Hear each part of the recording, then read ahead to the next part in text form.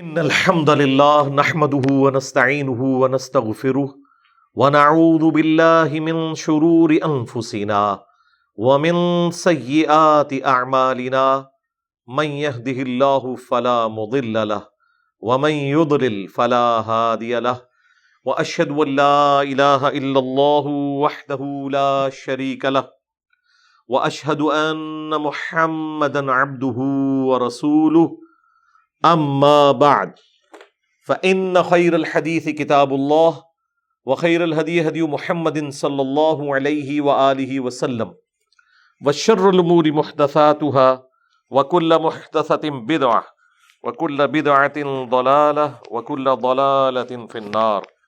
اعوذ بالله السميع العليم من الشيطان الرجيم من همزه ونفخه ونفثه. بسم الله الرحمن الرحيم. رب اشرح لي صدري ويسر لي امري واحلل عقدة من لساني يفقهوا قولي. بسم الله الرحمن الرحيم. ان الله وملائكته يصلون على النبي يا ايها الذين آمنوا صلوا عليه وسلموا تسليما. اللهم صل على محمد وعلى آل محمد كما صليت على إبراهيم وعلى آل إبراهيم إنك حميد مجيد. اللهم بارك على محمد وعلى آل محمد كما باركت على إبراهيم وعلى آل إبراهيم إنك حميد مجيد. ربنا آتنا من لدنك رحمة وهيئ لنا من أمرنا رشدا. لا إله إلا أنت سبحانك إني كنت من الظالمين. حسبنا الله ونعم الوكيل. يا حي يا قيوم برحمتك أستغيث ولا حول ولا قوة إلا بالله العلي العظيم. آمین. الحمدللہ آج 29 اکتوبر 2023 کو سنڈے کے دن ہماری یہ قرآن کلاس نمبر 166 کی اسٹوڈیو ریکارڈنگ ہونے جا رہی ہے. آج انشاءاللہ تعالی ہم سورۃ الرعد کی آیت نمبر 23 سے آنورڈ سٹارٹ لیں گے. پچھلی دفعہ آیت نمبر 22 کے اوپر کنکلوژن ہوئی تھی کہ جو اللہ کے نیک بندے ہیں جو صبر کی روش اختیار کرتے ہیں، نماز کو قائم کرتے ہیں اور اعلانیہ بھی اور چھپا کر بھی اللہ تعالیٰ کی راہ میں اس کے دیے ہوئے مال میں سے خرچ کرتے ہیں اور نیکیوں کے ذریعے اپنے گناہوں کو مٹاتے رہتے ہیں، ان کے لیے اللہ کے حضور جنت ہے انشاءاللہ تعالی. یہی ٹاپک آگے چل رہا ہے. اعوذ باللہ من الشیطان الرجیم. بسم اللہ الرحمن الرحیم. جنات عدن یدخلونہا، وہ جنت ہے، باغات ہیں، ہمیشہ کے باغات جن میں وہ داخل کیے جائیں گے. وَمَنْ صَلَحَ مِنْ آبَائِهِمْ، اور جو کوئی بھی نیکوکار ہوئے، خواہ وہ ان کے آباء و اجداد میں سے ہوں، ماں باپ میں سے ہوں، وَأَزْوَاجِهِمْ، اور ان کی بیویاں، وَذُرِّيَّاتِهِمْ، اور ان کی اولاد، سب کے سب جنت میں ایک جگہ جمع کر دیے جائیں گے. یہ ٹاپک قرآن میں کئی دفعہ ہے کہ اگر اہل جنت میں سے کسی کا مرتبہ بلند ہے اور اس کے رشتہ دار آباء و اجداد میں سے یا اولاد میں سے وہ نیکوکار تھے، تو اللہ تعالیٰ ان لوگوں کو بھی اس نیک شخص کے مرتبے تک پہنچا دے گا. حالانکہ صرف انہوں نے جنت میں ہی داخلہ حاصل کرنا ہے، یعنی پاسنگ مارکس ہی لینے ہیں. لیکن اگر ان کا باپ یا بیٹا ایسا تھا جو زیادہ نیکوکار تھا اور وہ اعلیٰ درجے میں پہنچ گیا، تو اس کی وجہ سے اللہ تعالیٰ اس کو پروٹوکول دیتے ہوئے اس کی بیوی، بچوں، ماں باپ کو بھی نچلی جنت سے اوپر والی جنت میں پہنچا دے گا. وَالْمَلَائِكَةُ يَدْخُلُونَ عَلَيْهِمْ مِنْ كُلِّ بَابٍ، اور فرشتے یہ کہتے ہوئے ہر دروازے سے داخل ہو رہے ہوں گے کہ سلام ہو تم پر، سلام علیکم، تم پر سلام ہو، بما صبرتم، جو تم نے صبر کیا، فنعم عقبی الدار، تو کیا ہی آخرت کا عمدہ گھر ہے ایسے لوگوں کے لیے. اللہم اجعلنا منہم مع النبیین والصدیقین والشہداء والصالحین۔ دنیا میں یہ پروٹوکول مل جائے تو لوگ پھولے نہیں سماتے، اور اگر جنت نہ ختم ہونے والی ہمیشہ کی کامیابیاں کسی کا مقدر ہو جائیں اس حال میں، تو اس سے بڑا تو خوش نصیب ہی کوئی نہیں ہے۔ دنیا میں انسان کو بلند سے بلند مرتبہ بھی مل جائے، بہرحال اس کی کمزوری کے لیے یہی کافی ہے کہ وہ عارضی ہے، اس کے ٹیسٹ کو خراب کرنے کے لیے کافی ہے کہ وہ عارضی ہے۔ موت نے سب کچھ ختم کر دینا ہے۔ آخرت میں چھوٹی سے چھوٹی نعمت بھی دنیا کی بڑی سے بڑی نعمت سے بڑی ہے، کیونکہ وہ ہمیشہ رہنے والی ہے، اس کو خاتمہ نہیں ہے۔ اب سائملٹینیس کنٹراسٹ آ رہا ہے، یہ تو اہل ایمان کا ذکر تھا، اہل جنت کا۔ اب دوسرے لوگ، والذین ینقضون عہد اللہ، وہ لوگ جو کہ اللہ سے کیا ہوا عہد توڑ دیتے ہیں۔ ایک تو وہ بڑا عہد ہر انسان نے کیا ہے، اس کی روح نے، الست بربکم قالوا بلا، کیا میں تمہارا رب نہیں ہوں؟ تو روحوں نے کہا تھا، ہماری انسٹنکٹ کے اندر توحید موجود ہے، ہم نے خدا کو مانا ہوا ہے، لیکن بعد میں دنیا میں آ کر کوئی شخص خدا کو رسپانس نہیں کرتا تو یہ اس کا اپنا جرم ہے۔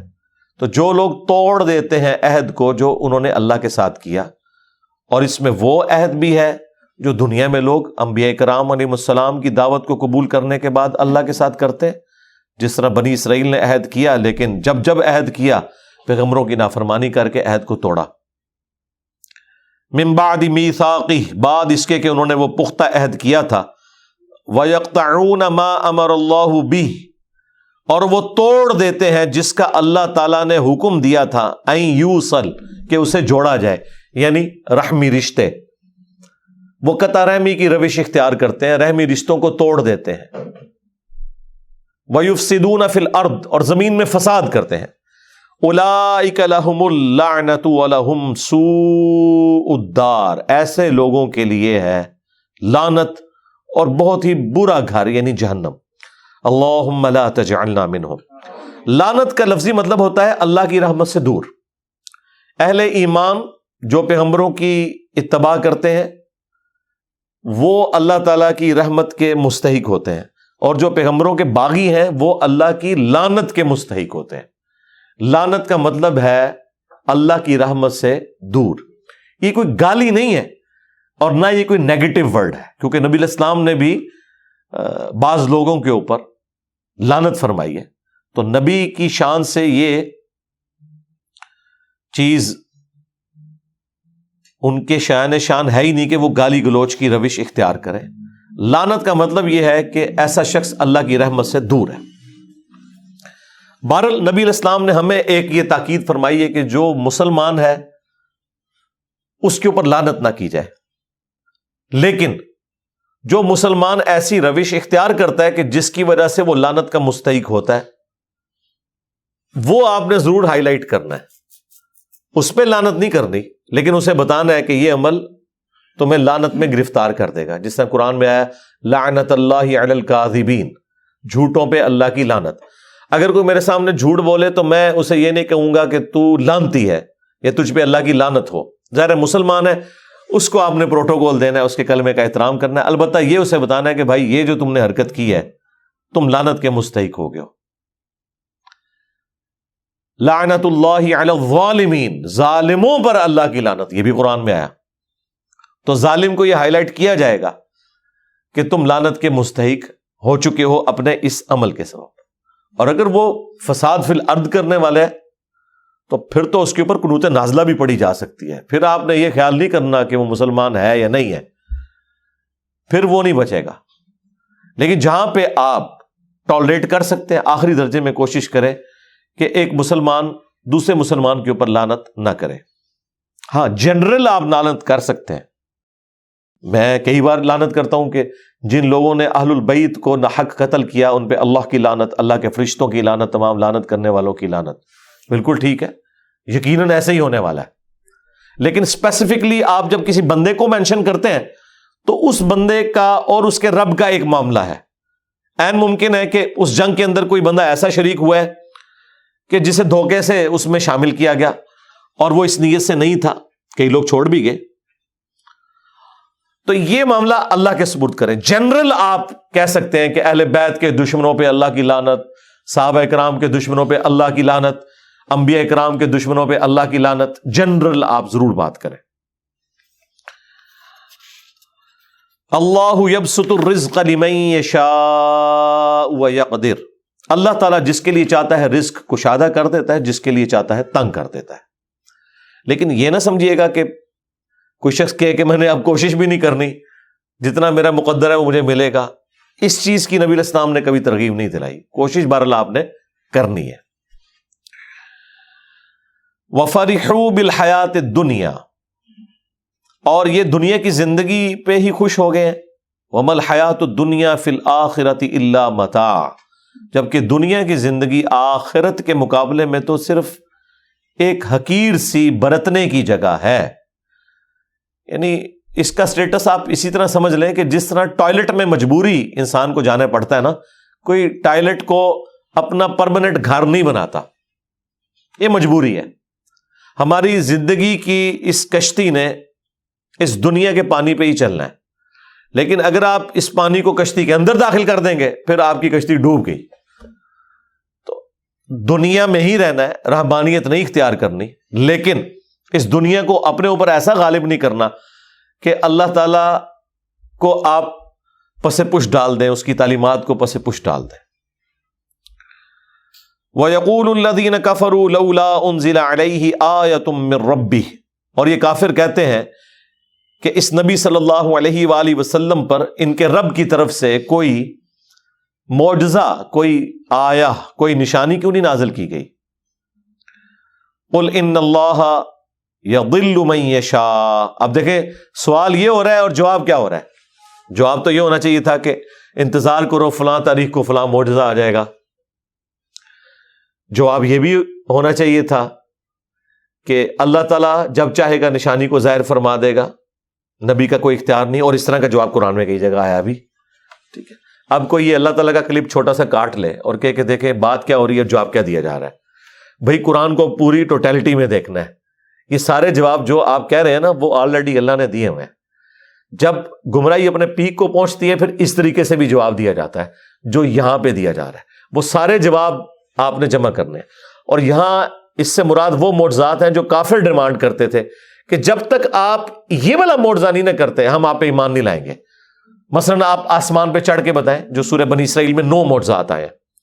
ہمارے سامنے ایک کتاب لے کے اترے، ہم اسے چھو بھی لیں. آپ کے لیے باغ ہو جس میں آپ نگاہ دیکھ کے جو ہے وہ نہریں رواں کر دیں. آپ کا سونے کا گھر ہونا چاہیے، یعنی اوپر دیکھیں تو سونا، نیچے دیکھیں تو سونا. نبی علیہ السلام کے بارے میں کافر ڈیمانڈ کر رہے ہیں. اللہ نے کہا کہ ان سے فرما دو میں تو نبی ہوں، میرا کام تو صرف ڈر سنانا ہے. معجزات تو اللہ تعالیٰ کے پاس ہے، وہ جب چاہے گا ظاہر کر دے گا. لیکن یہاں پہ یہ جواب نہیں آیا. یہاں پہ جواب یہ آیا قل ان اللہ یضل من یشاء.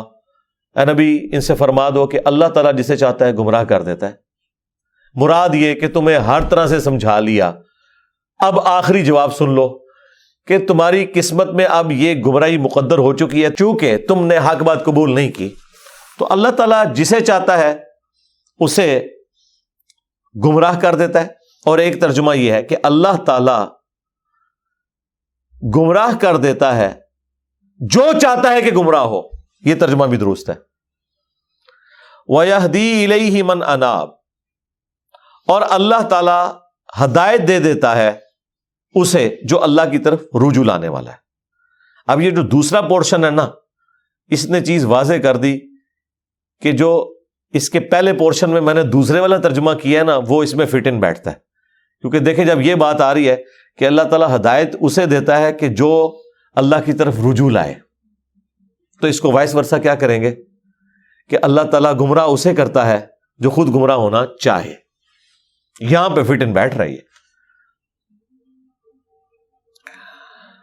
اور جو اللہ کی طرف رجوع لانے والے ہیں ان کی نشانی ساتھ ہی بتا دی. الذین آمنوا، وہ لوگ جو کہ ایمان لے آتے ہیں، وتطمئن قلوبہم بذکر اللہ، اور پھر ان کی حالت یہ ہوتی ہے کہ ان کے دلوں کو سکون اللہ کی یاد ہی میں آتا ہے. الا بذکر اللہ تطمئن القلوب، آگاہ ہو جاؤ اللہ کے ذکر ہی میں دلوں کا سکون ہے. یہ سورۃ الرعد کی آیت نمبر 28 کا وہ پورشن ہے جو ہم نے اپنے دونوں اذکار کارڈ، صبح شام کے اذکار کارڈ اور فرض نماز کے بعد اذکار کارڈ کے اوپر یہ آیت ٹاپ کے اوپر لکھی ہوئی ہے. آگاہ ہو جاؤ، کان کھول کر سن لو کہ اللہ کی یاد میں، اللہ کے ذکر میں ہی دلوں کا سکون ہے. اب یہ آیت ایسی ہے کہ اگلا پورا درس اور کئی ایک لیکچر صرف اس ایک آیت کے اوپر ہو سکتے ہیں اگر کراس ریفرنس میں ہم آیات اور احادیث کو کنسیڈر کریں. یہی وجہ ہے کہ پچھلی جو میری قرآن کلاسز 344 لیکچرز میں کمپلیٹ ہوئی تھی نا، اس چھوٹے سے ٹکڑے پہ میں نے 6 لیکچر دیے تھے. اللہ بذکر اللہ تطمئن القلوب، 6 لیکچر. مسئلہ نمبر 111 ABC، پھر 112 ABC، اور تینوں لیکچر جو ہے وہ 1 گھنٹے سے زیادہ ہیں، 6 کے 6 لیکچر. تو جسے شوق ہے تو وہ دیکھ لے. صبح شام کے اذکار پہ میری ویڈیو انہی قرآن کلاسز میں سے کاٹ کے الگ اپلوڈ کی گئی. اس میں میں نے اذکار کارڈ بھی سارے کور کیے ہیں کہ یہ صبح شام کے اذکار ہیں، یہ فرض نماز کے بعد کے اذکار ہیں، پھر کون کون سی قرآن کی صورتیں ہیں، ان کے کیا کیا فضائل ہیں، پھر ذکر کے فضائل کیا ہیں، کراس ریفرنس کے طور پہ قرآن سے آیات، ذکر کی اقسام کیا ہے. دیکھیں، ایک ذکر کی وہ قسم ہے جو اللہ تعالیٰ نے آپ کے اوپر اوبلیگیٹری کرتی ہے، اس کے بغیر چارہ نہیں، وہ ہے نماز. وَأَقِمِ الصَّلَاةَ لِذِكْرِي، میری یاد کے لیے نماز کو قائم رکھنا. اس کانٹیکسٹ میں ایک بخاری مسلم میں حدیث ہے، نبی علیہ السلام ایک سفر میں تھے، رات کو مشورہ کیا کہ فجر نماز پڑھ کے ہی سوئیں گے. اب سفر میں کچھ اصحاب نے کہا کہ نہیں یا رسول اللہ، تھوڑا سا آرام کر لیتے ہیں، ایک آدھ بندے کی ڈیوٹی لگا دیں، وہ ہمیں جگا دے گا. حضرت بلال کی ڈیوٹی لگائی گئی اور وہ اپنی سواری پہ مشرق کی طرف رخ کر کے بیٹھ گئے کہ جیسے ہی صبح صادق ہوگی، جو پو پھوٹتی ہے فجر کا وقت داخل ہوتے وقت، جو رات کے اینڈ ہونے کی نشانی ہوتی ہے، تو وہ باقیوں کو جگائیں گے. بس وہ بھی سو گئے. ہاں، جو قوالی لکھی ہوئی ہے اس میں تو سورج بھی نہیں نکلا تھا، لیکن یہاں سورج نکل آیا، کیونکہ یہ مسلم شریف میں لکھا ہوا ہے، وہ مولانا شریف میں لکھا ہوا ہے. بخاری میں تو تھوڑا سا حصہ ہے، مسلم میں پورا یہ واقعہ ہے. سب سے پہلے نبی علیہ السلام کی آنکھ کھلی اور سورج بلند ہو چکا ہے. آپ علیہ السلام نے کہا سب سے پہلے تو یہاں سے اٹھو نا، اس علاقے میں شیطان کا غلبہ ہے جس کی وجہ سے یہ سب کچھ ہوا، آگے چل کے پڑاؤ کرتے ہیں. آگے جا کے پڑاؤ کیا. نبی علیہ السلام نے اپنے مؤذن کو بلا کے پوچھا کہ بھئی تیری ڈیوٹی لگائی تھی. آگے دیکھیں اس نے اسٹریٹ فارورڈ جواب دیا، کوئی گستاخی نہیں. اس نے کہا یا رسول اللہ، جس طرح آپ کو نیند آ گئی مجھے بھی آ گئی. ٹھیک ہے، ادھر تو بڑی گستاخی یہ شمار کیا جائے گا. تو نبی علیہ السلام نے کوئی نہیں ڈانٹا، بالکل نیچرل چیز ہے. اس زمانے میں اگر کوئی الارم ہوتا تو پھر ایسا ہوتا بھی نہ. یہ تو دیکھیں ہم کتنی سہولت میں ہیں، بھلے رات کو 12-1 بجے بھی سوئے نا تو الارم لگایا ہوتا ہے، یقین ہوتا ہے کہ اس الارم کی آواز میں اٹھ جائیں گے. ورنہ اگلے زمانوں میں جب الارم نہیں تھے تو لوگ تو پوری رات پتہ نہیں کتنی دفعہ کروٹ لیتے ہوں گے کہ کہیں فجر ہی نہ قضا ہو جائے. تو ہماری زندگی کتنی آسان ہو گئی ہے اس کی وجہ سے. پھر نبی علیہ السلام نے اذان دلوائی اور سورج بلند ہے، اور صحابہ کرام کہتے ہیں فجر کی نماز آپ نے جماعت سے پڑھائی، سورج نکلی ہوئی حالت میں. سلام پھیرنے کے بعد آپ نے فرمایا کہ اگر کوئی شخص سویا رہ جائے یا بھول جائے تو جیسے ہی اسے یاد آئے، جیسے ہی اس کی آنکھ کھلے، وہ والی نماز پڑھ لے. اس کے لیے وہی اس نماز کا ٹائم ہے. اس کے لیے اس کو روٹین نہیں بنانی، اور تسلی بھی یہ دے دی کہ ٹینشن بھی نہیں لینی. ٹھیک ہے، اگر ایسا معاملہ ہو گیا اللہ معاف فرمانے والا ہے، جان بوجھ کے تو نہیں کیا، اور تمہاری وہ نماز قضا بھی نہیں ہوگی. ظاہر ہے کہا اس کے لیے اس کی نماز کا ٹائم وہی ہے، وہ قضا بھی نہیں ہوئی، ادا پڑی ہے تو جماعت کرائی ہے نا، ورنہ سورج نکلی ہوئے فجر کی نماز کا ٹائم تو نہیں ہوتا. اور پھر آپ نے اینڈ پہ قرآن کی آیت تلاوت کی، سورہ طٰہٰ کی، وَأَقِمِ الصَّلَاةَ لِذِكْرِي، میری یاد کے لیے نماز کو قائم رکھنا. یعنی یہ نماز وہ چیز ہے جو اللہ کی یاد کو قائم رکھنے والی چیز ہے. یہ 5 ٹائم اللہ نے اس لیے مقرر کیے ہیں کہ اگر کوئی شخص کچھ بھی نہ کر سکے، ایٹ لیسٹ یہ 5 اوقات میں 4 نہ 4 میرے سامنے جھک جائے، اس کی حاضری لگ جائے گی. وہ یعنی جس طرح ایک بندہ فوجی پریڈ کرتا ہے، وہ چاہے بوجھل دل سے بھی کر رہا ہے، اس کی ڈیوٹی شمار ہو جائے گی. یہ نماز ڈیوٹی ہے. یہ شیطانی وسوسہ اپنے دماغ سے نکال دیں کہ اگر کسی کا نماز میں دل حاضر نہیں ہے تو اس کی نماز قبول نہیں ہے. نہیں، نماز کے فرائض میں آپ کہیں قرآن و حدیث میں نہیں دکھا سکتے کہ خشوع خضوع اس کا حصہ بنایا گیا ہو کہ نماز کے اتنے فرائض ہیں ان میں سے خشوع خضوع بھی ایک ہے. نہیں، خشوع خضوع کبھی ڈسکس ہی نہیں ہوا اس حوالے سے. ترغیب کے لیے ضرور ہوا کہ اہل ایمان کی نشانی ہے کہ وہ توجہ سے نماز پڑھتے ہیں. یہ کہیں نہیں آیا کہ جو توجہ بٹ جائے اس کی نماز نہیں ہوتی، یہ کبھی نہیں ہوا. یہ ٹاپک ڈسکس نہیں کیا گیا اسی وجہ سے کہ اللہ کو پتا تھا کہ دماغ سوچتا ہے، خاص حد تک انسان کنٹرول کر سکتا ہے. ہاں، باقی ارکان کے اوپر بات ہوئی کہ ہر رکعت میں 1 رکوع اور 2 سجدے ہیں. اگر یہ والی غلطی ہو جائے تو اینڈ پہ سجدہ صاف کر لینا ہے. لیکن کہیں پہ خشوع خضوع نہیں ڈسکس ہوا کہ اگر کسی کو خیال آیا تو وہ نماز ہی دوبارہ پڑھے یا وہ اینڈ پہ سجدہ صاف کرے. یہ بات ڈسکس نہیں کی گئی اسی وجہ سے کہ اللہ کو پتا تھا کہ یہ ایک ڈیوٹی ہے جو انسان نے پوری کرنی ہے. اور اس دھاگے کے ساتھ انسان پھر بندہ رہتا ہے جب، تو یہ 5 اوقات میں جب اللہ کے سامنے آتا ہے نا تو پھر وہ اللہ تعالیٰ سے اپنا دامن چھڑا نہیں سکتا. باقی کی زندگی بھی اس کی پازیٹیو ہو جاتی ہے. جو اللہ تعالیٰ نے فرمایا کہ نماز بے حیائی اور برے کاموں سے روکتی ہے اگر کنٹینیوسلی انسان پورے پروٹوکول کے ساتھ نماز کو پڑھتا رہے. تو میری یاد کے لیے نماز کو قائم رکھنا، یہ حدیث بخاری میں بھی ہے اور مسلم کے اندر بھی. یہ کتنی ڈھارس بنانے والی چیز ہے. تو یہ وہ ذکر کی فارم ہے جو اللہ تعالیٰ نے اوبلیگیٹری رکھ لی. اسی طریقے سے اپنے مال میں زکوٰۃ دینا، یہ بھی وہ فرض ذکر ہے اللہ کا جو آپ نے کرنا ہے. اللہ کی یاد، مال خرچ کریں گے تو جس کے لیے خرچ کر رہے ہیں اس کی یاد میں کر رہے ہیں، اور یہ پتہ ہے کہ اس نے پوچھنا ہے کہ نہ اگر زکوٰۃ دی تو تمہارے ساتھ یہ کیا جائے گا. جو سورہ توبہ میں آیا کہ ان کا مال جو یہ جوڑتے ہیں کنز بنا کے اور اللہ کی راہ میں زکوٰۃ نہیں دیتے تو قیامت کے دن ان کی پیٹھوں پہ، ان کے پہلوؤں کے اوپر، ان کے ماتھوں کے اوپر یہی سونا اور چاندی گرم کر کے داغا جائے گا اور کہا جائے گا کہ یہ ہے وہ مال جو تم نے دنیا میں جوڑا تھا. اور بخاری مسلم میں تو آیا کہ سانپ کی شکل میں مسلط کر دیا جائے گا، وَلِعَوْذُ بِاللَّهِ تَعَالَى. تو یہ ایک بڑا سینسٹیو ٹاپک ہے. اسی طریقے سے حج، وہ بھی فرض ذکر ہے. رمضان کے روزے، وہ بھی فرض ذکر ہے، اللہ کی یاد دہانی. ٹھیک ہے، لیکن نماز ایسی چیز ہے جو روزانہ 5 وقت رکھتی ہے. یعنی کوئی کتنا بھی گیا گزرا ہے، کچھ بھی نہیں کرتا، کم از کم 5 وقت اللہ کے سامنے جھکے. چاہے وہ دل سے جھکتا ہے، چاہے وہ خشوع خضوع سے جھکتا ہے، اس نے اپنی ڈیوٹی پوری کرتے رہنا ہے، کرتے رہنا ہے. ایک وقت آئے گا اللہ تعالیٰ استقامت دے گا.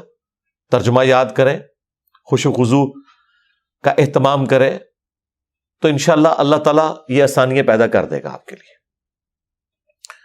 یہ وہ ذکر ہے جو فرض ذکر ہے. دوسرا ذکر وہ ہے جو اللہ تبارک و تعالیٰ نے قرآن کے لیے یوز کیا. اِنَّا نَحْنُ نَزَّلْنَا الذِّكْرَ وَإِنَّا لَهُ لَحَافِظُونَ. بے شک اس الذکر، یاد دہانی یعنی قرآن کو ہم نے نازل کیا اور ہم ہی اس کی حفاظت کرنے والے ہیں. تو قرآن بھی اللہ کا ذکر ہے، اللہ کو یاد دلانے والی چیز ہے. یعنی جو چیز آپ کو اللہ تعالیٰ کی یاد دلا دے، اسی لیے اسے کہا گیا الذکر. اب قرآن کی اہمیت پہ بولا جائے، وہ تو پچھلے دنوں جو سویڈن میں گستاخی ہوئی اس پہ میں نے تفصیل سے صرف قرآن کے اوپر ہی سارا کچھ ڈسکشن کی ہے. پھر ہماری یہ جو نئی والی قرآن کلاسز ہیں، اس کے پہلے 6 لیکچرز جو ہیں وہ قرآن سے ہی ریلیٹڈ ہے. 40 علمی پوائنٹ میں نے ڈسکس کیے تھے، جسے شوق ہے وہ دیکھ لیں. تیسرا جو ذکر ہے جی، وہ ہے الذین یذکرون اللہ قیاما وقعودا وعلی جنوبہم. اہل ایمان کی نشانی ہے کہ وہ خواہ کھڑے ہوئے ہوں، خواہ بیٹھے ہوئے ہوں، خواہ وہ اپنی کروٹوں پر لیٹ رہے ہوں، ہر حال میں اللہ کو یاد رکھتے ہیں. حتیٰ کہ دیکھیں اما عائشہ سے پوچھا گیا جنابت کے کانٹیکسٹ میں، صحیح مسلم میں حدیث ہے کہ کیا اس حالت میں بھی نبی الاسلام اللہ کو یاد کرتے تھے؟ تو انہوں نے کہا کہ اللہ کے نبی ہر حال میں اللہ کو یاد کیا کرتے تھے، خواہ وہ جنبی بھی ہوں. جنبی بندہ صرف قرآن کی تلاوت نہیں کر سکتا، نماز نہیں پڑھ سکتا، باقی ہر ذکر کر سکتا ہے، صبح شام کے اذکار، باقی چیزیں. اس میں تو کوئی پروٹوکول بھی نہیں ہے. یہ غسل وضو، کپڑے پاک ہونا، جگہ پاک ہونا، یہ صرف نماز کا پروٹوکول ہے.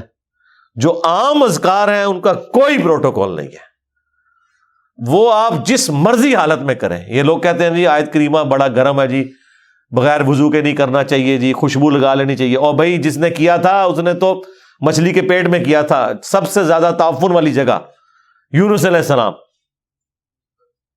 کوئی گرم ذکر نہیں ہے بھائی.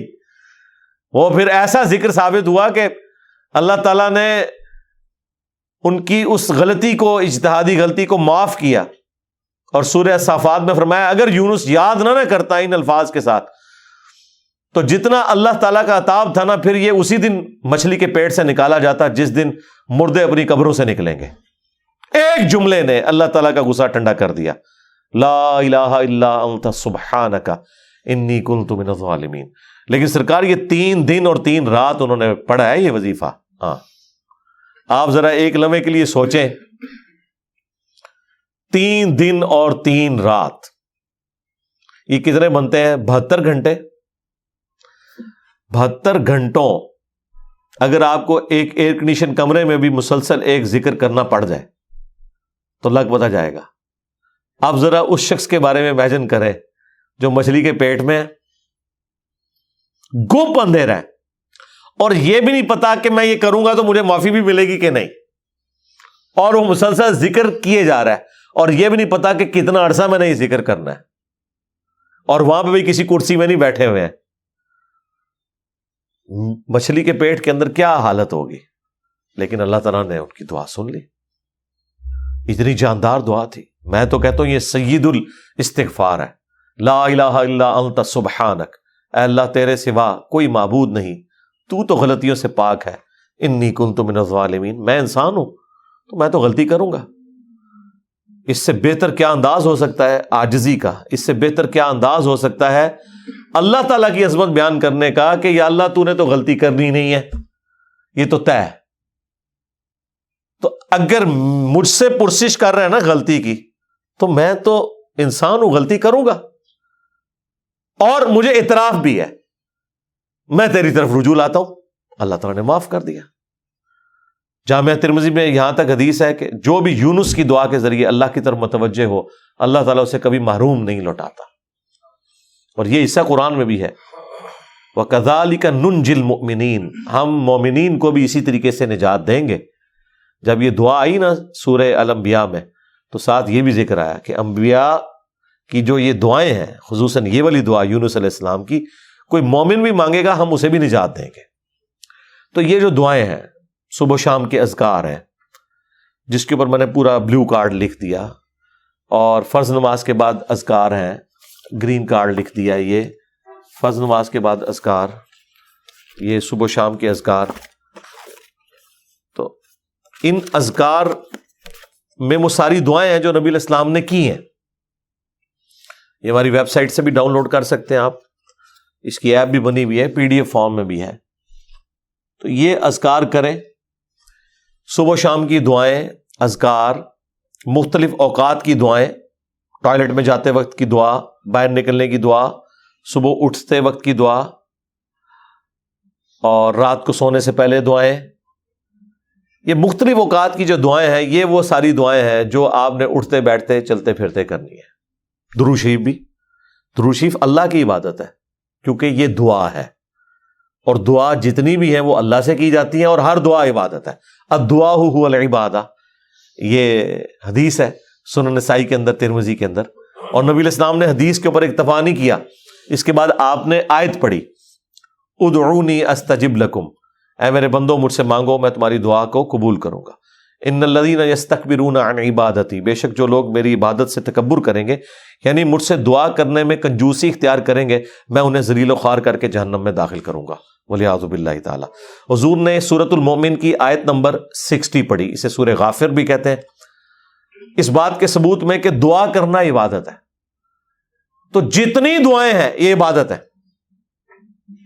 اور یہ اللہ تعالیٰ کا وہ ذکر ہے، خواہ وہ درود شریف ہو، خواہ صبح شام کے اذکار ہوں، یا مختلف اوقات کی دعائیں ہوں، یہ اللہ تعالیٰ کے وہ ذکر کی شکلیں ہیں جس کا کوئی پروٹوکول نہیں.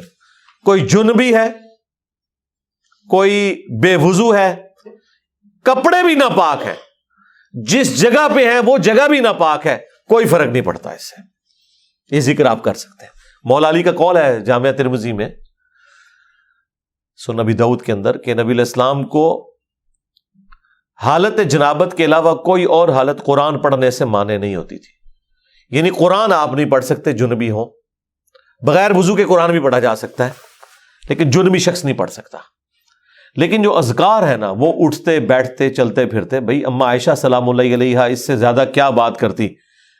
جب جنابت کے کانٹیکسٹ میں ان سے پوچھا گیا تو انہوں نے کہا اللہ کے نبی تو ہر حال میں اللہ کو یاد کرتے تھے، خواہ وہ جنبی ہو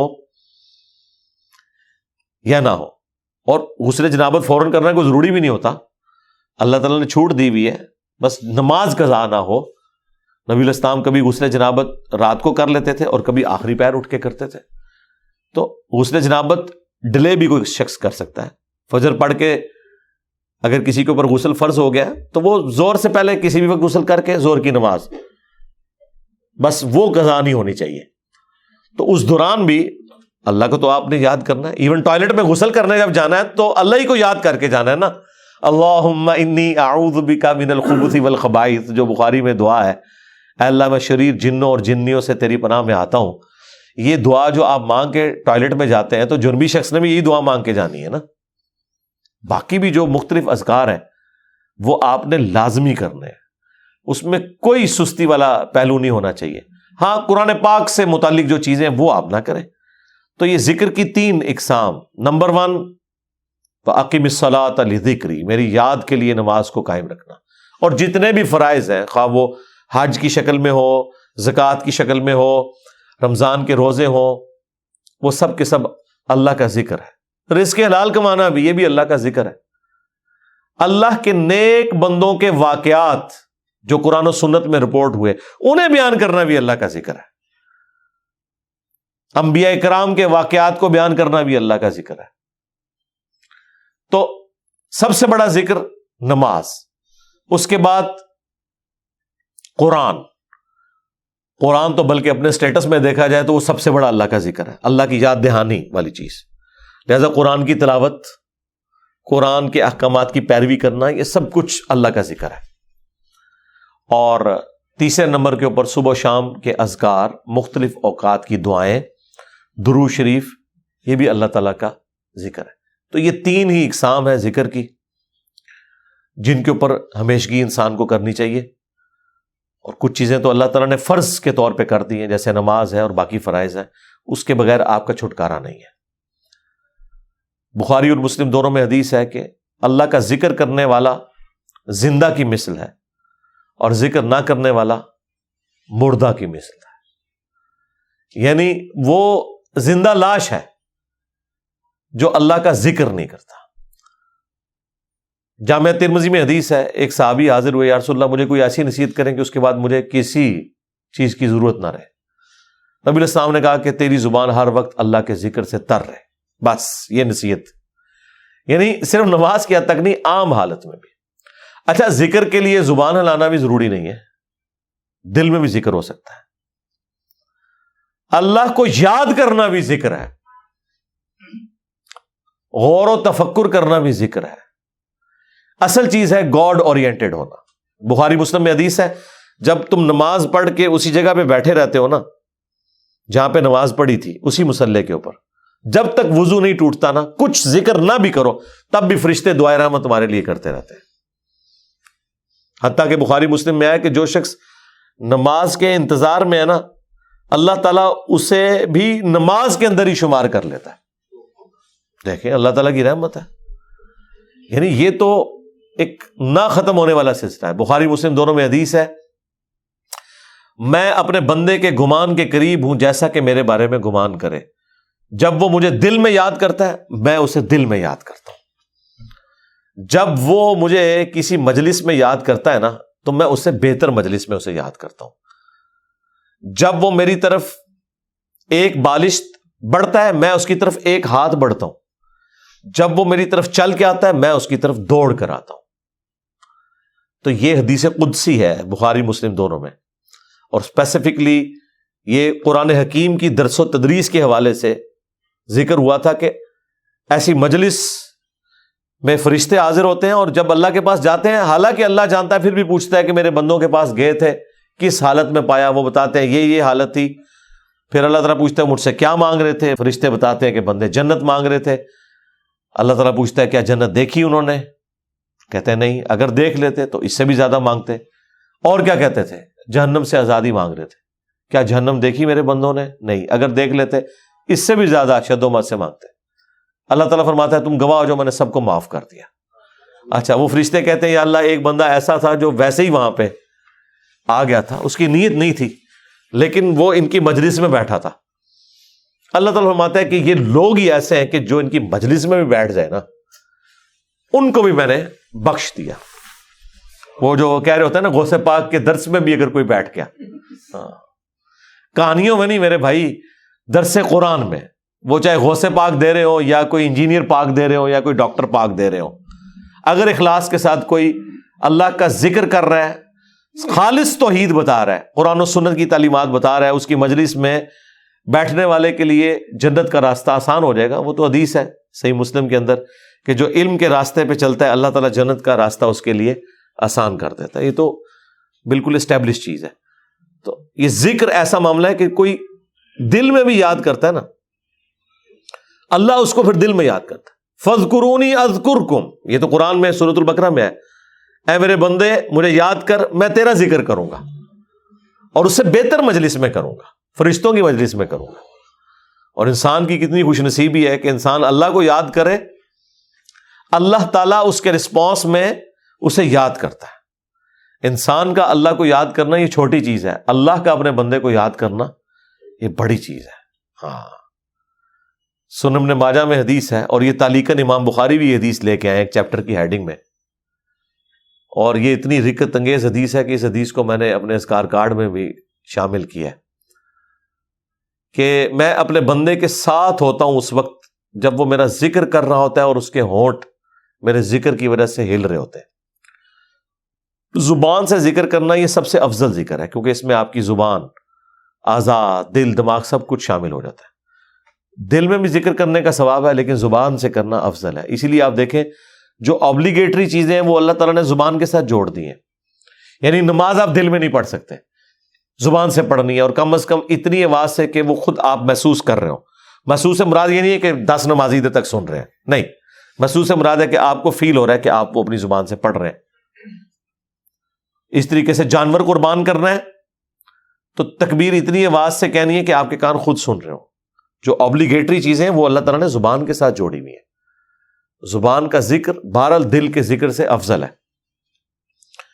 باقی ریاکاری والا جو ایشو ہے وہ ہر شخص کا ایک پرسنل معاملہ ہے، کسی کے اوپر ہم فتویٰ نہیں لگاتے، لیکن جو اللہ تعالیٰ نے آبلیگیٹری نمازیں رکھ دی ہیں وہ تو اتنی اعلانیاں رکھی ہوئی ہیں کہ خود بخود ریاکاری کا چانس ہے، تو وہ ریاکاری نہیں ہے۔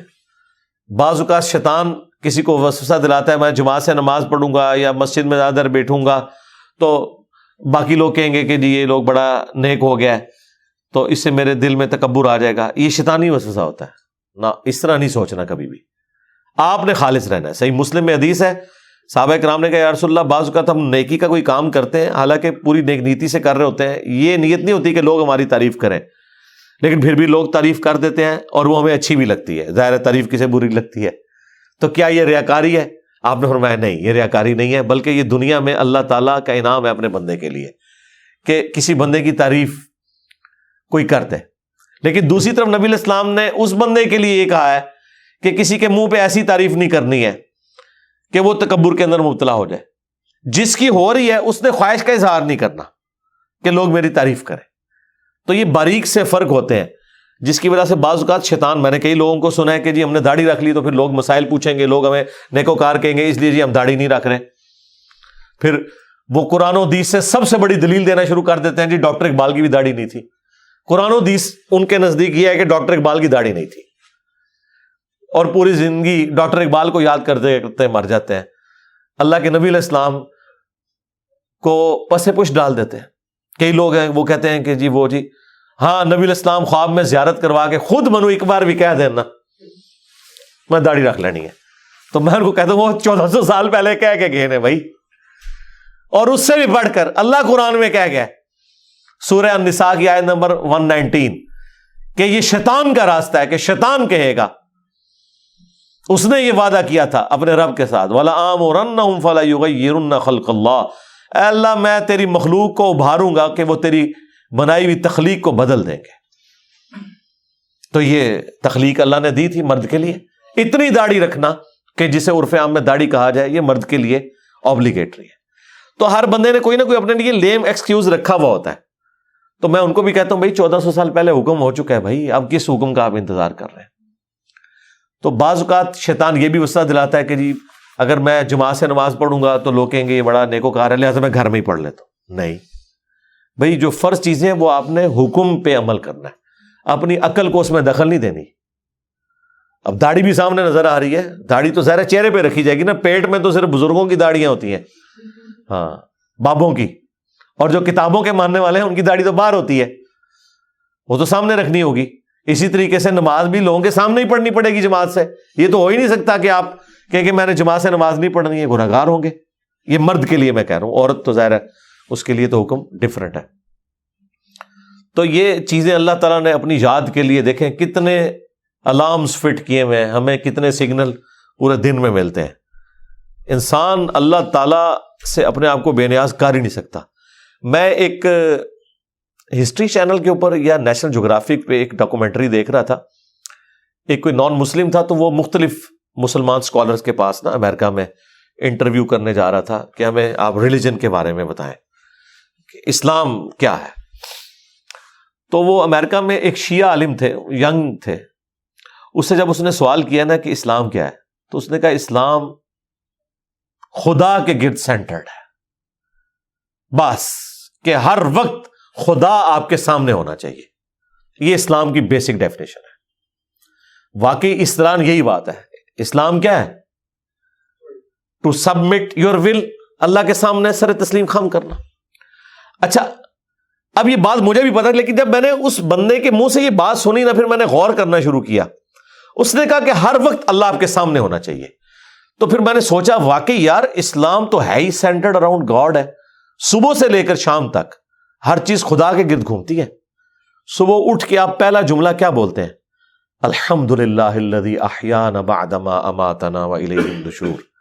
تمام تعریفیں اس اللہ کے لیے ہیں جس نے مرنے کے بعد مجھے دوبارہ سے زندہ کر لیا، اور میں نے لوٹ کے اسی کی طرف جانا ہے۔ آخرت کا ذکر بھی ساتھ ہی ہے۔ یہ تلوار جو ہے نا، یہ ہر وقت لٹکی رہے گی۔ آپ دیکھیں دنیا میں جتنی دعائیں ہو رہی ہوتی ہیں نا، آخرت کا، موت کا ذکر ساتھ پیرلل میں آ رہا ہوتا ہے کہ تیاری سٹارٹ ہی صبح کیا ہو رہا ہے، اے اللہ موت کے بعد زندگی دی ہے، اور پھر میں نے مر کے تیرے پاس ہی آنا ہے، جو آخری موت ہے جس کے بعد میں نے اٹھنا بھی کوئی نہیں، پھر قیامت میں ہی اٹھنا ہے۔ یہ سٹارٹ ہو رہا ہے۔ نماز پڑھیں گے، وہ تو ذکر کی اعلیٰ ترین چیز، واقعی میں صلاۃ لذکری، میری یاد کے لیے نماز کو قائم رکھنا، اور نماز کے بعد بھی اذکار، نماز کے اندر بھی اذکار، مسجد میں جانے کی دعا، وہ بھی گاڈ اورینٹڈ، مسجد سے نکلنے کی دعا، ٹوائلٹ گئے ہیں تو اس میں جانے کی دعا، اس سے نکلنے کی دعا، پھر گھر سے نکلے ہیں پھر اللہ کو یاد کر کے نکلے ہیں، جہاں جا رہے ہیں اپنا کوئی کام سٹارٹ کر رہے ہیں تو اللہ کے نام سے سٹارٹ کر رہے ہیں، اور ساتھ یہ ٹینشن لگی ہوئی ہے کہ فجر تو پڑھ لی ہے، اب زور کا وقت اتنے بجے ہے، اپنے آپ شیڈیول کو سیٹ کرتے ہیں تاکہ میں جماعت سے نماز پڑھ سکوں۔ تو بس جو یہ شیڈیول طے کر رہا ہے نا، وہ بھائی فجر سے لے کے زور تک نماز کی حالت میں ہے، کیونکہ وہ نماز کے انتظار میں بیٹھا ہے۔ نماز کے انتظار میں بیٹھنے کے لیے مسجد میں بیٹھنا ضروری نہیں ہے، کوئی اپنے آفس میں بھی بیٹھا ہے نا اس انتظار میں کہ میں نے نماز کے لیے جانا ہے، وہ نماز کے انتظار میں بیٹھا ہوا ہے، پھر نماز کا وقت آ جانا ہے، پھر بازار میں جانے کی دعا، سواری پہ بیٹھے ہیں تو اس پہ دعا، وہ ساری دعائیں ذرا آپ پڑھیں، کوئی بزرگ بابا آپ کو ان دعاؤں میں نظر نہیں آئے گا، خدا سے شروع ہو کے خدا پہ ختم ہوتی۔ یہ کائنات سینٹرڈ اراؤنڈ گاڈ ہے۔ ہماری زندگی کا مقصد خدا کی پہچان ہے، انبیاء کے دنیا میں آنے کا مقصد خدا کی پہچان ہے، ہر چیز خدا کے گرد گھومتی ہے۔ یہ اصل میں اللہ کو مطلوب انسان ہے جو سینٹرڈ اراؤنڈ گاڈ ہو۔ تو آپ اس کے ذرا ٹیسٹ کو فیل کریں۔ الذین آمنوا، جو لوگ ایمان لائے، وتطمئن قلوبہم بذکر اللہ، اور مطمئن ہوتے ہیں ان کے دل اللہ ہی کی یاد سے، الا بذکر اللہ تطمئن القلوب، آگاہ ہو جاؤ کہ دلوں کا سکون ہے ہی اللہ کی یاد میں ہے۔ یہ اللہ تعالیٰ نے سکون رکھے ہی اس کے اندر ہے۔ سکون سے مراد یہ نہیں ہے کہ دنیا میں آپ کو کوئی پریشانی نہیں آئے گی، اگر یہ مطلب ہو تو انبیاء کرام نے تو سب سے زیادہ بے سکونی دیکھی ہے۔ ہر آزمائش اللہ تعالیٰ نے ان کے اوپر ڈالی ہے اور وہ ثابت قدم رہے۔ مراد یہ کہ اگر کوئی آزمائش آئے گی تو وہ برداشت کرنا آسان ہو جائے گی۔ پھر دنیا حسنہ کیا ہے کہ دنیا میں اگر تکلیف بھی آئے تو صبر آ جائے گا کہ اللہ کی مرضی، انا للہ و انا الیہ راجعون۔ دیکھیں تکلیف میں بھی آپ کو یہ دعا سکھا دی گئی ہے، ادھر بھی موت ہے، اے اللہ ہم تیری طرف سے آئے تھے، ہم نے بھی تیرے پاس ہی آ جانا ہے واپس، تو یہ تکلیف جو آئی ہے نا یہ بھی تو ایک نہ ایک دن ختم ہو جانی ہے۔ بڑی سے بڑی تکلیف بھی اس دن تو ختم ہو جانی ہے جس دن انسان کو موت آنی ہے۔ بیمار تھا تو جب بندہ ہی ختم ہو گیا تو بیماری بھی ختم ہو گئی۔ تو دیکھیں ہر جگہ گاڈ اورینٹڈ، اللہ کی طرف متوجہ رہنا، تو اس کے لیے اللہ تعالیٰ نے آپ کو پورا جو شیڈیول دیا ہوا ہے۔ ابھی تو یار ان لوگوں نے ہماری نمازوں کے مزے خراب کر دیے ہیں۔ کاش آپ کے اوپر وہ دریچہ کھل جائے جو ایک بند دریچہ ہے، وہ سال میں ایک دفعہ کھلتا ہے قیام اللیل کی شکل میں۔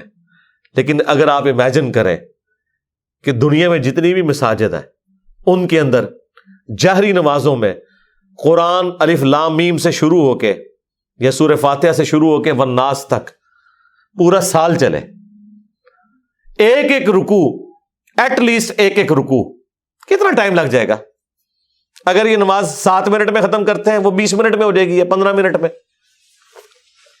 ایک رکوع مغرب کے اندر پہلی رکعت میں، دوسرا رکوع مغرب کی دوسری رکعت میں، پھر عشاء کی رکعت میں اس سے اگلے والا رکوع، اور اس کی دوسری رکعت میں اس سے اگلا، اور اس طریقے سے فجر میں۔ یہ 6 رکعتیں جو ہیں آپ کی جہرن، 2 مغرب، 2 عشاء اور 2 فجر، ان میں قرآن پورے سرکل میں چلتا رہے۔ آپ کو عربی آتی ہے نہیں آتی اس سے کوئی فرق نہیں پڑتا، آپ کا اسمارٹ فون آپ کے ہاتھ میں ہو اور ترجمے والا قرآن آپ نے اس پہ کھولا ہوا ہو۔ میں نے تو اس کا ثبوت بھی دے دیا بخاری سے کہ ذکوان تابعی حضرت عائشہ کا غلام تھا جو انہیں قیام اللیل رمضان میں کروایا کرتا تھا، وہ حافظ نہیں تھا تو وہ مصحف ہاتھ میں پکڑتا تھا، اما عائشہ اس کے پیچھے رمضان کا قیام کرتی تھی۔ اس کا مطلب ہے سننے میں زیادہ آسانی اور مزہ آتا ہے بجائے خود پڑھنے کے۔ تو یہ حدیث امام بخاری نے ایک چیپٹر کی ہیڈنگ میں لی ہے اور اس کی پوری سند سنن الکبریٰ البیہقی اور مصنف ابن ابی شیبہ میں موجود ہے۔ بلکہ مصنف ابن ابی شیبہ میں تو یہاں تک ہے کہ انس ابن مالک اور باقی صحابہ کے بارے میں کہ انہوں نے پیچھے قرآن اٹھایا ہوتا تھا، سامنے حافظ کھڑا ہوتا تھا اور وہ سنتے بھی تھے دیکھ کے، اور اگر کہیں غلطی ہوتی تھی تو غلطی کو پکڑتے تھے، اور اٹھانے کا فائدہ یہ ہے کہ کنسنٹریشن آپ کی رہتی ہے۔ انہوں نے کتنا ظلم کیا ہے کہ ہم سے قرآن چھین لیا۔ مغرب، عشاء اور فجر کی نمازیں واللہ اس لیے نہیں تھی کہ آپ نے صرف رکعتیں پوری کرنی ہے، یہ آپ کے اندر فیول ڈالنا تھا کہ جب آپ جہرن قرآن سنیں گے تو آپ کی پروگرامنگ ہوتی رہے گی۔ ہم کیا سنتے ہیں؟ وہی رٹی رٹائی آخری 10 صورتیں یا چند صورتوں کی آخری آیات، سورہ بقرہ کی آخری آیات، سورہ حشر کی آخری آیات، وہی جو مولویوں نے رٹی ہوئی ہیں۔ یار اگر حافظ قرآن نہیں بھی آپ کا امام مسجد، کوئی مسئلہ نہیں، وہ مصحف اٹھا کے پڑھ لے، کوئی مسئلہ نہیں، قرآن دیکھ کے تو پڑھنا اس کو آتا ہے نا، قاری ہے، مصحف اٹھا کے پڑھے۔ لیکن آپ ذرا امیجن کریں کہ آپ کی نماز کا لیول کیا ہوگا کہ آپ کو اگلی نماز کا انتظار رہے گا کہ بھئی، اور آپ یہ کوشش کریں گے کہ آپ کی نماز نہ چھوٹے، وہاں سے رکوع اگلا سٹارٹ۔ بلکہ میں تو کہتا ہوں گورنمنٹ لیول پہ یہ ہونا چاہیے کہ ایک اجتماعی نظم کوئی قائم کرے، اجتماعی نظم ہو پورے ملک میں، عید کی رات کو اگلا قرآن سٹارٹ ہو جائے، گورنمنٹ کی طرف سے شیڈیول ہو کہ بھئی اب یہ اگلا قرآن سٹارٹ ہو گیا، اتنے رکوع ہیں، 6 رکوع کور ہوتے ہیں نا، اگر آپ 6 جہرن رکھتے رہیں تو آلموسٹ کوئی 520 کے قریب رکوع بنتے ہیں۔ ان کو ڈیوائڈ کر لیں تو پورے ملک کے اندر ختم قرآن بھی ایک ہی دن ہو رہا ہو، شمسی اعتبار سے رکھ لیں، تاکہ کوئی شخص دوسرے شہر میں بھی چلا گیا ہے اسے یہ یقین ہو کہ ہاں جی میں فلاں مسجد میں جاؤں گا تو شیڈیول ایک ہی چل رہا ہے۔ یہ ہم نے دنیاوی کئی معاملات میں اپنے آپ کو مینج کیا ہوا ہے اس طریقے سے۔ دیکھ لیں KFC آپ امریکہ سے کھائیں، آپ سعودیہ سے کھائیں، آپ جیلوں میں بیٹھ کے کھائیں، آپ کی آنکھوں میں پٹی بندھی ہوئی ہو، آپ کھا کے بتا دیں گے کہ آپ KFC کا چکن کھا رہے ہیں، اس سے قطع نظر کہ آپ دنیا میں کہاں بیٹھے ہوئے ہیں۔ 66,000 آؤٹ لیٹس ہیں ان کی دنیا میں، یہ بھی پرانا فگر ہے، اب تو پتہ نہیں اس سے زیادہ ہی نہ ہوگی ہوں۔ ایک ذائقہ دیا نا پوری دنیا کے اندر انہوں نے۔ اس طرح کے کئی شیڈیول ہیں، اور اگر یہ تھوڑی سی ایفرٹ پٹ کر لی جائے تو سرکار آپ کو کوئی اپنے بچوں کو توحید سکھانے کی ضرورت نہیں ہے، توحید خود بخود وہ سیکھ جائیں گے۔ پورے دورہ قرآن بھی نہیں ہوگا، انہیں پتا چل جائے گا کہ سب کچھ فراڈ چل رہا ہے، قرآن تو کوئی اور ہی بات کرتا ہے۔ یہی وجہ ہے کہ جو غیر مسلم ملکوں میں لوگ جاتے ہیں نا، وہاں جب ان کا نان مسلم لوگوں سے واسطہ پڑتا ہے تو پھر ان کو بھی تھوڑی شرم آتی ہے کہ یار وہ جب پوچھتے ہیں ہاں جی اسلام کیا، وہ کہتے ہیں ہم تو پتہ ہی کچھ نہیں۔ پھر قرآن ترجمے سے پڑھتے ہیں تو آپ دیکھتے ہیں کہ یہاں داڑھی بھی نہیں ہوتی، وہاں سے داڑھی بھی رکھ کے آ جاتے ہیں، نماز بھی شروع کر دیتے ہیں، قرآن بھی پڑھ لیتے ہیں اور گمراہ بھی ہو جاتے ہیں۔ یعنی ادھر والوں کی نظر میں وہ کہتے ہیں یار یہ کیا کہانیاں تم لوگوں نے، دین قرآن میں تو یہ کچھ اور لکھا ہوا ہے۔ تو اگر یہ شیڈیول گورنمنٹ کر دے، یہ کوئی مشکل کام ہے مجھے بتائیں؟ چلے پردہ رکھنے کے لیے اگر کوئی جعلی حافظ بھی ہے، گورنمنٹ کہہ دے کہ ٹھیک ہے جی مصحف اٹھائیں، مصحف اٹھا کے پڑھیں، پردے کا پردہ رہ جائے گا۔ اگر کسی کو یہی ہے کہ میں تو حافظ بن کے یہاں بھرتی ہوا تھا، ہے کوئی نہیں تھا، کوئی مسئلہ نہیں ہے، مصحف اٹھا کے پڑھیں، پیچھے بھی لوگ ایئر فلائٹ موڈ میں دیکھیں اور ترجمے والا قرآن کھولیں۔ جب قرات ہو رہی ہوتی ہے اتنا آپ کو ٹائم مل جاتا ہے کہ آپ عربی اور نیچے ترجمہ بھی دیکھ سکتے ہیں۔ ویسے آپ اگر کوشش کریں نا کہ میں 6 رکوع روز کے ایک جگہ بیٹھ کے ترجمے سے پڑھوں، پھر پڑھ بیٹھے تو کوئی نہ کوئی کام آپ کے آڑے آ جائے گا، کوئی نہ کوئی مصروفیت آڑے آ جائے گی۔ اسی لیے اللہ تعالیٰ نے اس کو نماز کا حصہ بنایا ہے۔ یہ لوگ پوچھتے ہیں کہ جی جہرن نمازیں کیوں ہیں؟ لو سن لو پھر اس واسطے کہ جہرن، کہ قرآن کے ذریعے پروگرامنگ آپ کی ہوتی رہے، آپ قرآن سنتے رہے۔ اور ابھی تو میں آپ کو یہ بتا ہی نہیں رہا کہ نبی علیہ السلام کی نماز کتنی لمبی ہوتی تھی، فجر کی ایٹ لیسٹ 40 منٹ کی آپ کی فجر کی نماز ہوتی تھی۔ جی ہاں، میں تو ایک ایک رکوع کی بات کر رہا ہوں، وہاں تو پاؤ یا آدھا پارا پڑھنے کی بات ہے یا پارا پڑھنے کی بات ہے۔ چلے وہ نہیں ہے، ایک رکوع بھی کسی کی ہدایت کے لیے کافی ہے بھائی۔ 6 رکوع تو کور ہو گئے نا، 6 رکوع کا مطلب ہے کہ ایک پاؤ سے زیادہ اس کا پارا ہو گیا۔ ہر 4 دن کے اندر ایک پارا ختم ہو جایا کرے گا، ہر 4 دن کے اندر ایک پارا۔ تو اس کا مطلب ہے کہ یہ ایک مہینے کے اندر آلموسٹ کتنے پارے ہو جائیں گے جی؟ 7 پارے، اور 4 مہینے کے اندر آلموسٹ آپ کا ایک قرآن مکمل ہو جایا کرے گا۔ تو 4 مہینے میں اگر قرآن مکمل ہو رہا ہے تو سال میں 3 قرآن تو ویسے ہی ختم ہو جائیں گے، چوتھا تراویح میں ہو جائے گا، 4 قرآن آپ کے۔ تو سرکار ایک سال نہیں، ایک دفعہ بھی قرآن سے کوئی گو تھرو ہو گیا، اور پھر اللہ نے کیا اس میں مزہ رکھا ہے کہ اتنی موٹی کتاب ہے کہ بوریت بھی نہیں ہوتی۔ آپ جتنا بھی پڑھ لینا، دوبارہ اس سورت تک پہنچنے کے لیے اتنا وقت گزر چکا ہوتا ہے کہ جب آپ وہ دوبارہ پڑھتے ہیں آپ کو بالکل نئی لگ رہی ہوتی ہے۔ اگر یہ چھوٹی سی کتاب ہوتی ہے تو 2-4 بار پڑھ کے کوئی بوریت والا معاملہ ہو جاتا، لیکن اللہ تعالیٰ نے یہ چیز بھی رکھی، اتنی موٹی کتاب، اور ایک ایک سورت میں ایسی ملٹی ڈائریکشنل چیزیں رکھ دی ہیں، واقعات علیحدہ سے رکھ دیے، حکمت کی باتیں الگ سے رکھ دی، آخرت کا ذکر علیحدہ سے رکھ دیا، ہر اعتبار سے اس میں ٹیسٹ رکھا۔ تو یہ قرآن ہماری زندگی میں آ سکتا تھا، اور یہ ویڈیو تو میں نے بہت پہلے ریکارڈ کی ہے کہ قرآن کو اپنی زندگی میں کیسے لایا جائے۔ میرے نزدیک تو اس کے علاوہ کوئی چارہ نہیں ہے۔ یاد رکھیں، جو چیز آپ اپنی روٹین میں لانا چاہتے ہیں نا، کہ آپ اسے روزانہ کریں، تو پھر آپ اسے زندگی کی اس چیز کے ساتھ جوڑ دیں جس کے اوپر آپ کی 0 ٹالرنس ہے، تو وہ آپ کی زندگی کا حصہ بن جائے گی۔ مثلا بڑے لوگ پوچھتے ہیں جی بڑی کوشش کی تھی، 1 مہینے تک واک کرتے رہے فجر کے بعد، بس پھر بعد میں نہیں واک ہو سکی جی، ٹائم ہی نہیں ملتا۔ تو میں ان کو کہتا ہوں آپ اس کو اپنی روٹین میں جوڑیں۔ روٹین آپ کی کیا ہے؟ نماز مسجد میں جا کے پڑھتے ہو؟ ہاں جی، بس موٹر سائیکل نہیں اب لے کے جانا، پیدل جانا ہے مسجد میں۔ فجر کی نماز کے لیے بھی پیدل جانا ہے، اپنی روٹین میں آپ جانا ہی جانا ہے۔ اگر مسجد 15 منٹ کی مسافت کے اوپر ہے، چاہتے نہ چاہتے 15 منٹ کی آپ کی واک ہو جائے گی، اور اس کو آپ کو یاد کر کے نہیں کرنا پڑے گا، سوائے اس کے کہ آپ نے جانا ہے تو آپ نے پیدل جانا ہے۔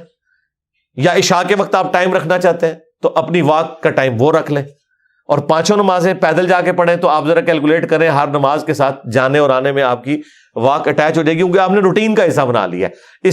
جو انسان کو اسپیشل کام کرنا پڑتا ہے نا، اس میں انسان کو تردد ہوتا ہے، لیکن جو انسان اپنی روٹین میں شامل کر لیتا ہے، بس یہ قرآن بھی میں کہتا ہوں آپ اپنی روٹین میں شامل کریں، اور اس کو شامل کرنے کا طریقہ یہی ہے کہ فرض نمازوں میں امام مسجد کی منت مارنی پڑے, کوئی مٹھی گرم کرنی پڑتی ہے اس کی کرے, اسے کہ بھائی یار چل کچھ نہیں تو فجر میں تو شروع کر یار, مغرب عشاء میں نہیں کر سکتا. میں آپ کو بتاؤں ہمارے اسلام آباد میں پنڈی میں ایک مسجد ہے, وہ روٹین کے ساتھ پچھلے کئی سالوں سے ان کی فجر کی نماز میں آلموسٹ 1 پاؤ قرآن کور کرتے ہیں, اور پورا سال ان کا قرآن چلتا رہتا ہے.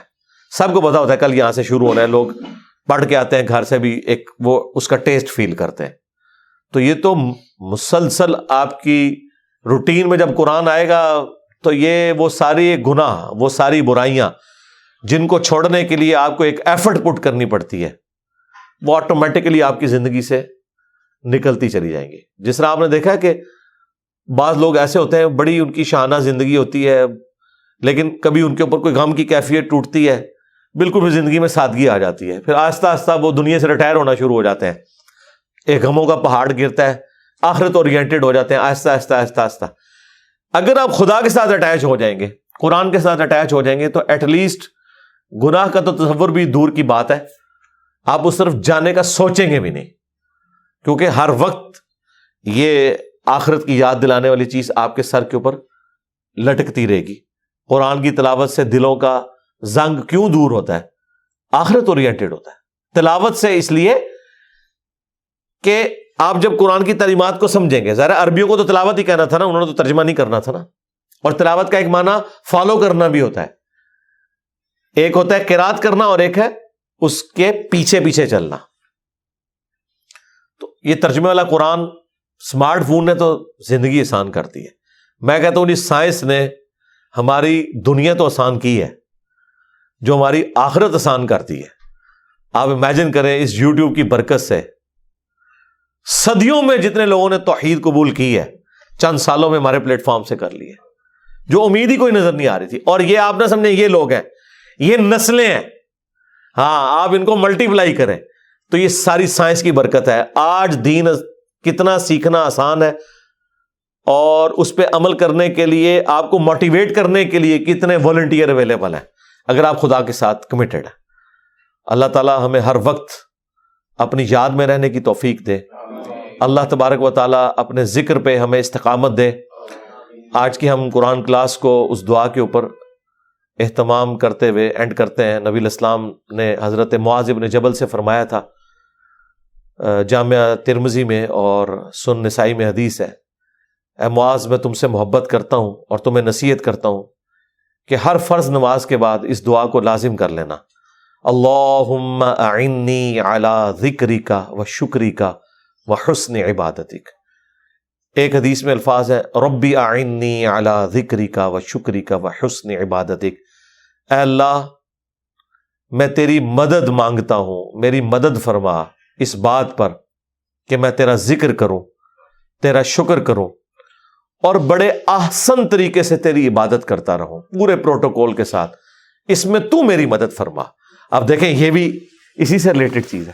نماز پڑھ کے فارغ ہوئے ہیں اور نماز کے بعد یہ دعا کر رہے ہیں کہ اللہ میں تیرا ذکر کروں, تیرا شکر کروں, اور احسن طریقے سے تیری عبادت کرتا رہوں, اس پہ تو میری مدد فرما. یعنی دعا سے اپنے آپ کو کبھی بھی غافل نہیں کرنا. سبحانک اللہم و بحمدک, اشہد ان لا الہ الا انت, استغفرک و اتوب الیک, وما علینا الا البلاغ المبین. جزاکم اللہ خیرا.